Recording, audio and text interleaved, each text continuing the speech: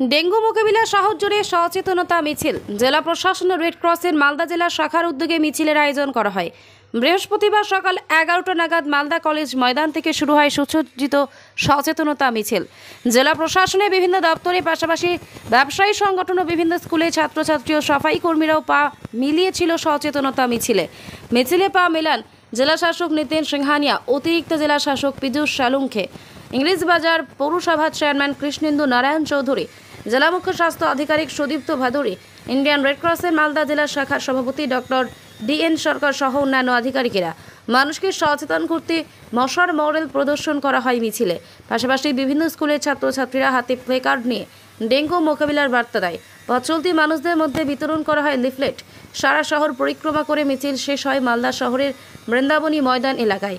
সাধারণ মানুষকে সচেতন করতে জেলা প্রশাসন ও ইন্ডিয়ান রেড ক্রসের উদ্যোগে ডেঙ্গু মোকাবিলায় সচেতনতা মিছিলের আয়োজন করা হয় মালদা শহরে বলে জানান জেলা শাসক ও পুরপ্রধান।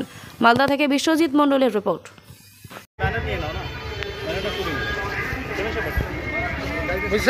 আজকে কি করলেন? আজকে আমাদের ডেঙ্গি নিয়ে অ্যাওয়ারনেস ক্যাম্পেইন চলছে জেলা জুড়ে, এবং তারই হিসেবে আজকে ইন্ডিয়ান রেড ক্রস, আমাদের red cross society plus English Bazar পৌরসভার যৌথ উদ্যোগে একটা র্যালি অ্যাওয়ারনেস ক্যাম্পেইন আয়োজন করা হয়েছে, যেখানে স্কুল ছাত্রছাত্রীরা তারাও পার্টিসিপেট করেছেন এবং রেড ক্রসের প্রত্যেক মেম্বার্সরা পার্টিসিপেট করেছেন।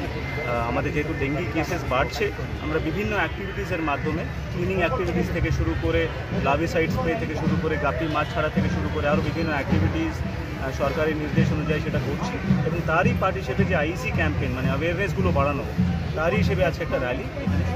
স্যার, যদি কোনো নেগলিজেন্স যদি পান কোনো এলাকায় যদি ডেঙ্গু বাড়ে কি ব্যবস্থা নেবেন? আমাদের যে আছে কালকে স্পেসিফিক যে পঞ্চায়েত এবং ওয়ার্ডসগুলোতে বেশি ডেঙ্গি কেসেস হচ্ছে তাদেরকে স্পেসিফিক মিটিং এবং মান্থলি ক্লিনলিনেস ক্যালেন্ডার করা হয়েছে। সারা মাস জুড়ে ক্লিনিং অ্যাক্টিভিটিস হচ্ছে। আমরা আশা রাখছি ডেঙ্গির কেসেস কমবে। যদি নেগলিজেন্স যদি পাওয়া যায় স্যার?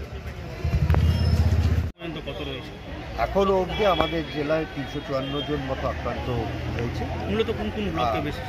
আমাদের মিল্কি ব্লক, কালিয়াচক 1, 2, 3 এই 4টে ব্লকে আমাদের 70% রোগী আছে, কিন্তু আস্তে আস্তে এটা তো ওল্ড মালদায় হবে, হাবিবপুরে যাবে, মামুনগোলায় যাবে, রতুয়ায় যাবে, কারণ মশাকে তো আটকে রাখা যায় না, মশা তো যাবে, আর মানুষের চলাচল চলবে, সুতরাং শহরে তো সব মানুষ আসছে। স্যার, এই 2 মাস কি খুব সেন্সিটিভ? 2 মাস তো ডেঙ্গুর আমাদের সাধারণভাবে যে ইতিহাস বলছে, পুজোর পর অবধি ডেঙ্গুর প্রকোপ চলে, নভেম্বর অবধি আস্তে আস্তে কমে যায়, কিন্তু এই আগস্ট, সেপ্টেম্বর, অক্টোবর অনেকটা বাড়ে। তো সেই সময়টার জন্য আমাদেরকে সবসময় সতর্ক থাকতে হবে। সেন্সিটিভের থেকে বড় কথা সতর্ক থাকাটা দরকার, কারণ সব মানুষ যদি একসঙ্গে সতর্ক থাকে তাহলে আমরা ডেঙ্গু আটকে রাখি। স্যার, হটস্পট জোন কোনটা বাছা হয়েছে?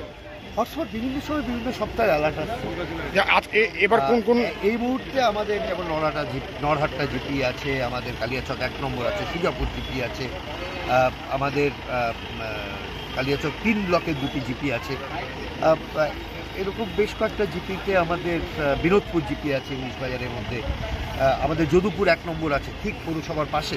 তো এই জায়গাগুলোকে আমাদের ইমিডিয়েটলি আমরা অ্যাকশন নিচ্ছি। এগুলো কি হটস্পট জোন? হটস্পট বলতে এই মুহূর্তে এই জায়গাগুলোই বেশি আছে, এখন হটস্পট কালকেই পাল্টাতে হবে। থ্যাংক ইউ স্যার, আমাকে একটু দিন।